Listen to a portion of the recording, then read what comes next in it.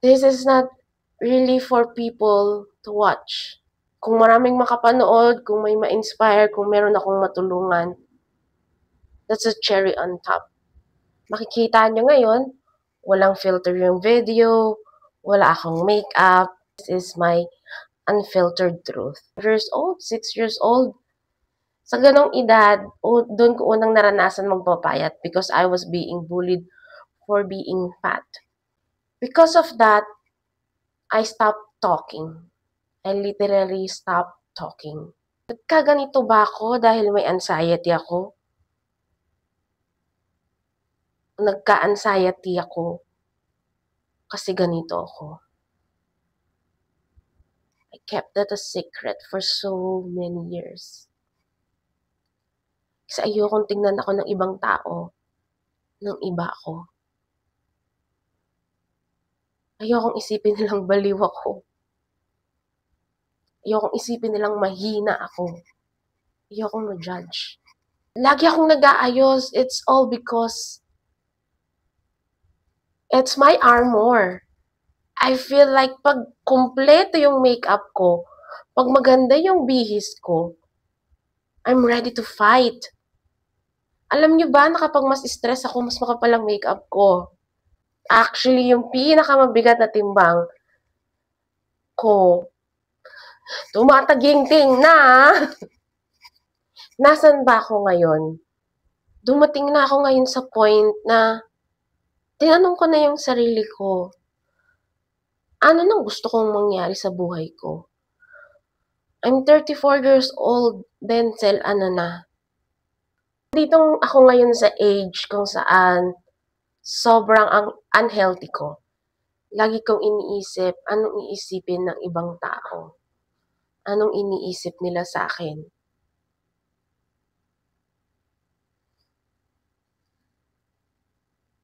Pero, this time,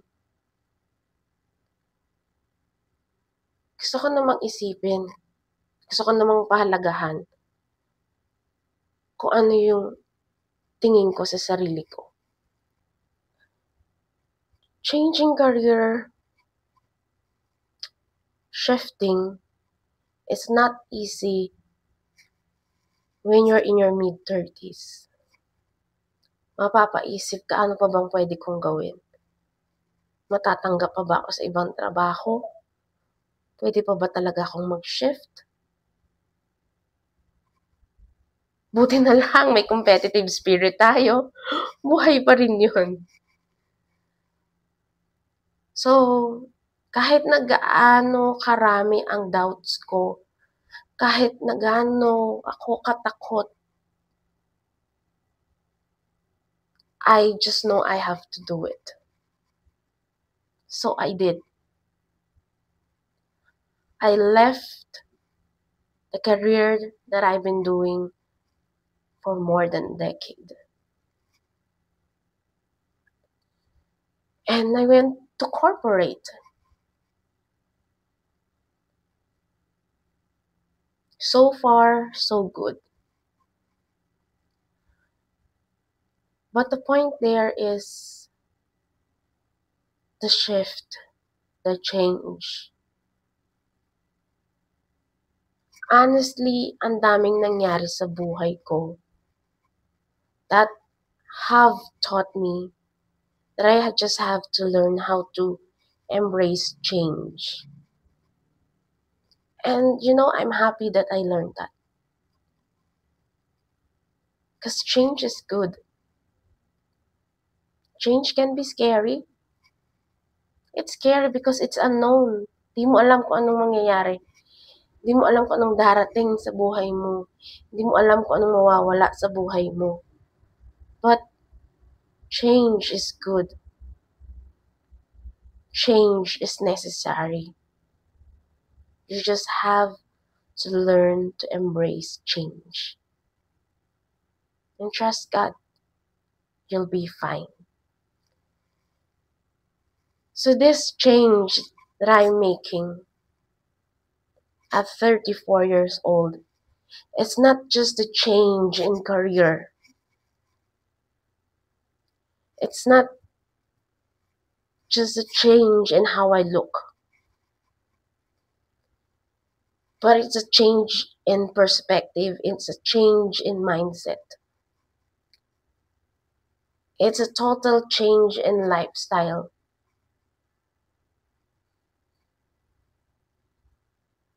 Because I want this new chapter of my life to be so much different from my younger years. This time around, gusto ko nang i-conquer. Gusto ko nang i-heal yung inner childhood trauma ko. Over the years, I've healed a lot. That's true. I believe I'm a so much better person right now.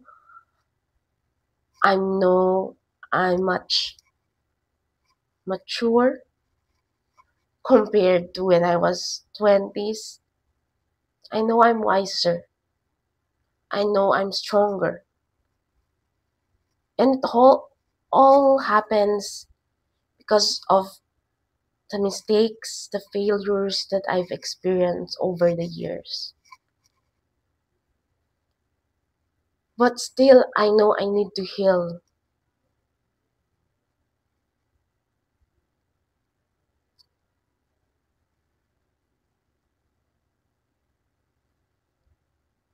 I want to heal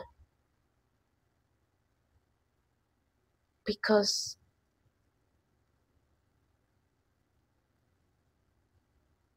if I will only have short life to live, I want that life to be meaningful.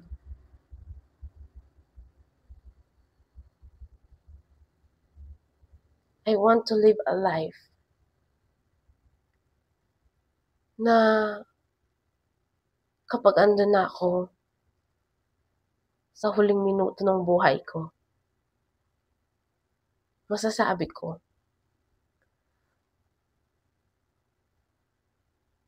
that I didn't simply survive this life.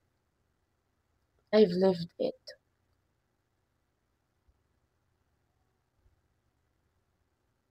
to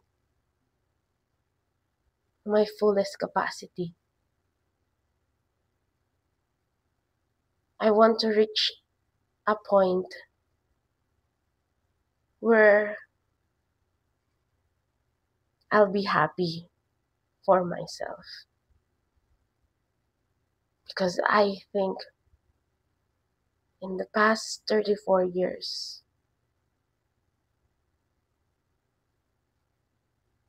I haven't truly loved myself. This time, I want to change that. So wherever this journey and this chapter is taking me, I want to record it. So that one day, when I reach that point, I can go back to this day and tell myself, Denzel, good job. You did it.